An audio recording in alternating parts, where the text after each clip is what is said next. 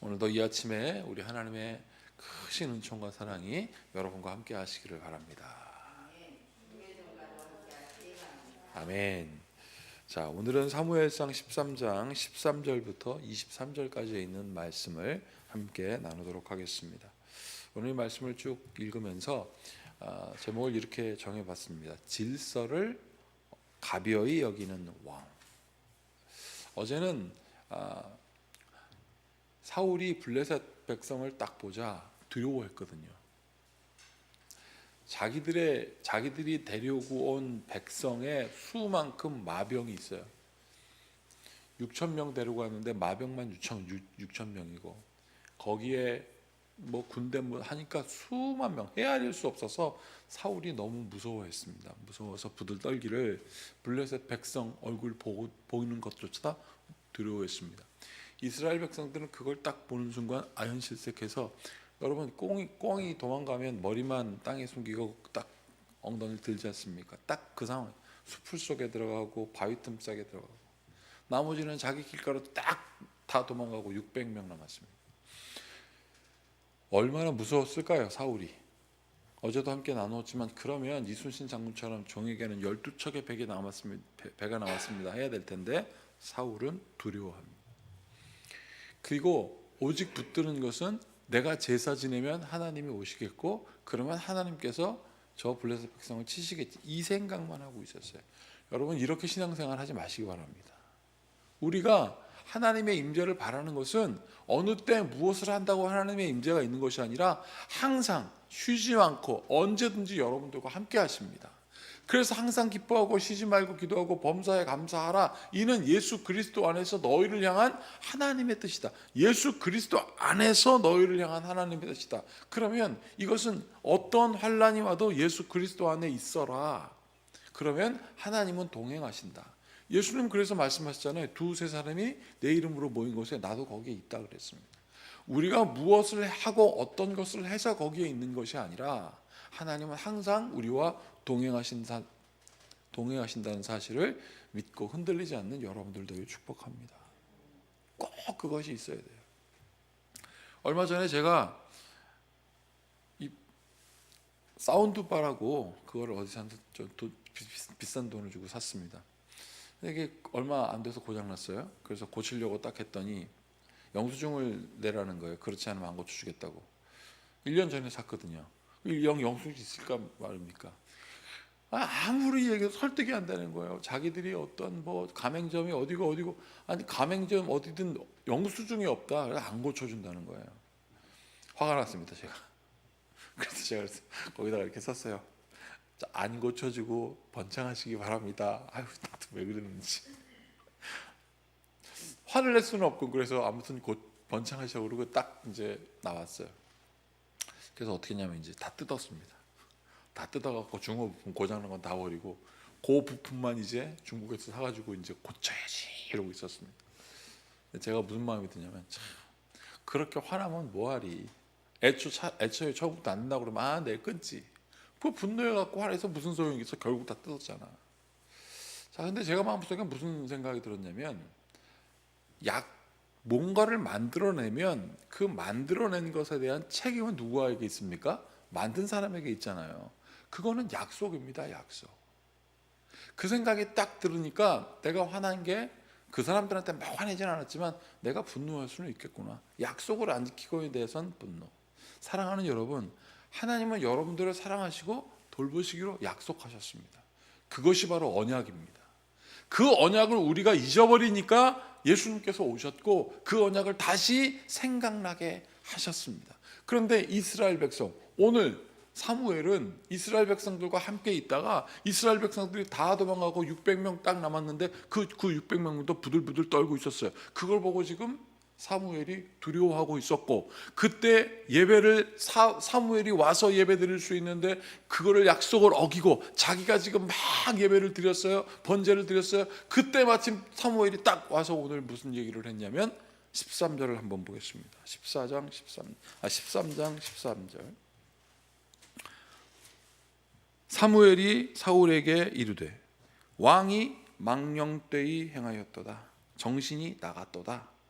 왕의 하나님 여호와께서 왕에게 내리신 명령, 하나님께서 왕을 세우셨으니 하나님께서 책임지시는데, 그래서 그 명령을 왕이 지키지 아니하였도다. 그리하였더라면 여호와께서 이스라엘 위에 왕의 나라를 영원히 세우셨거늘, 네가 약속을 잊지 않고 그것을 지켰다면, 불안해도 약속을 지켰다면 하나님께서 너를 영원히 세웠거늘. 그럼 이건 무슨 뜻입니까?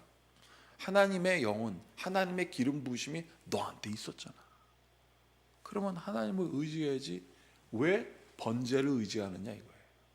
여러분, 신앙생활은 예수님도 누누이 강조했지만 우리의 신앙생활이 우리의 행위를 의지하게 되지 않습니까?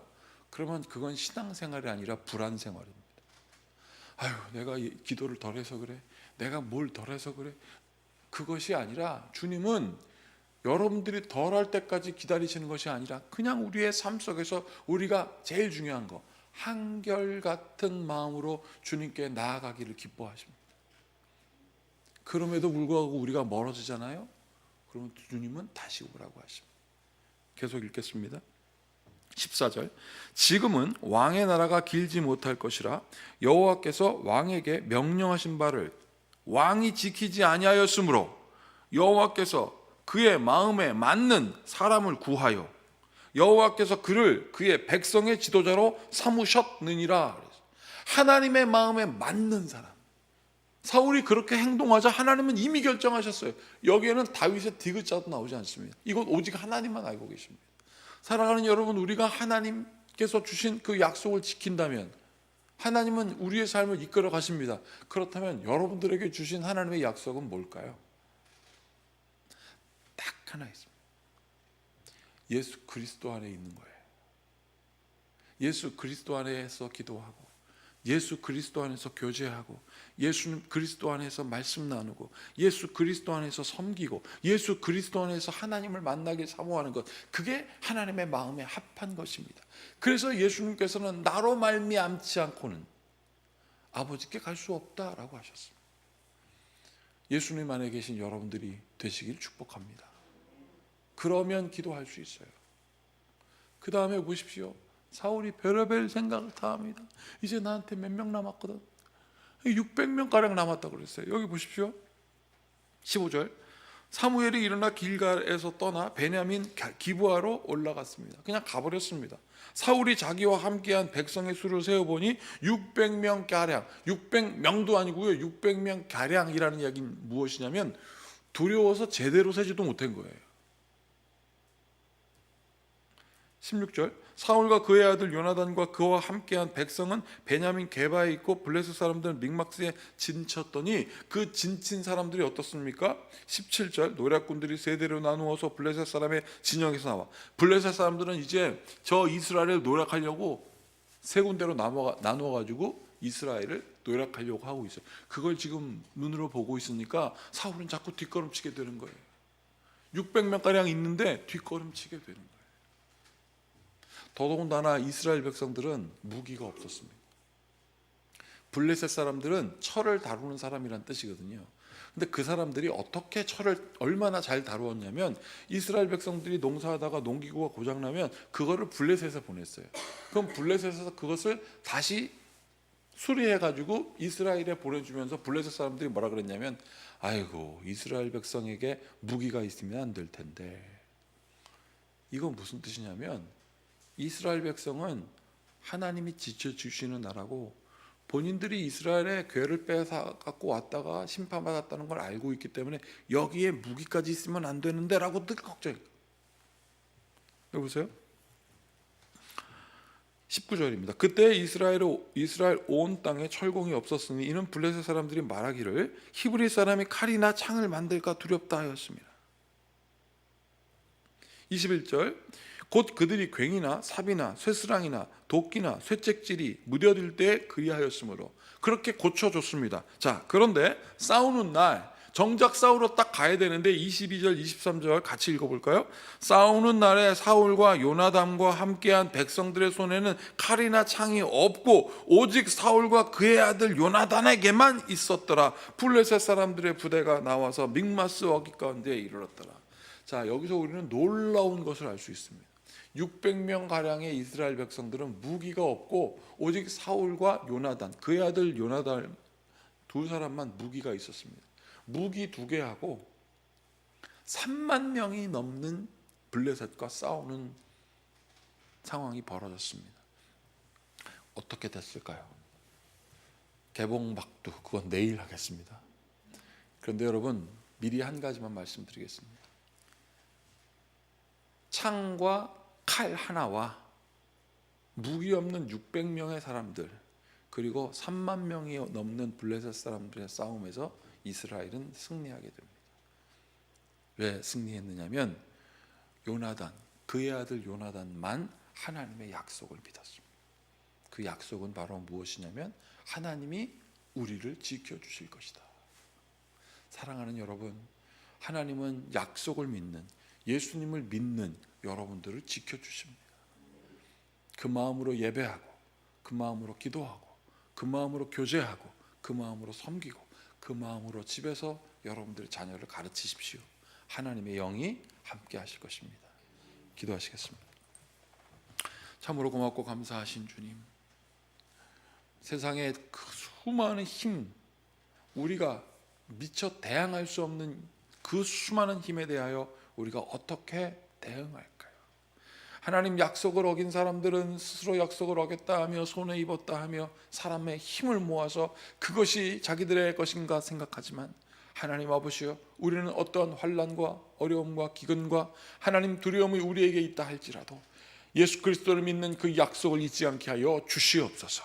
그래서 하나님, 그리스도의 사람들, 예수 그리스도를 믿는 그 하나님의 사람들을 하나님이 어떻게 사용하는지 증인되는 우리 성도들 되게 하여 주심을 믿사오며 예수님의 이름으로 축복하고 기도하옵나이다. 아멘. 이제 우리 모두 주님께서 가르치신 기도를 드리겠습니다. 하늘에 계신 우리 아버지, 아버지의 이름을 거룩하게 하시며 아버지의 나라가 오게 하시며 아버지의 뜻이 하늘에서와 같이 땅에서도 이루어지게 하소서. 오늘 우리에게 일용할 양식을 주시고 우리가 우리에게 잘못한 사람을 용서하여 준 것 같이 우리 죄를 용서하여 주시고 우리를 시험에 빠지지 않게 하시고 악에서 구하소서. 나라와 권능과 영광이 영원히 아버지의 것입니다. 아멘. 오늘 말씀을 기억하시면서 예수 그리스도 안에서 중보기도 하시고 여러분들의 기도 나누는 귀한 시간 되시길 바라겠습니다.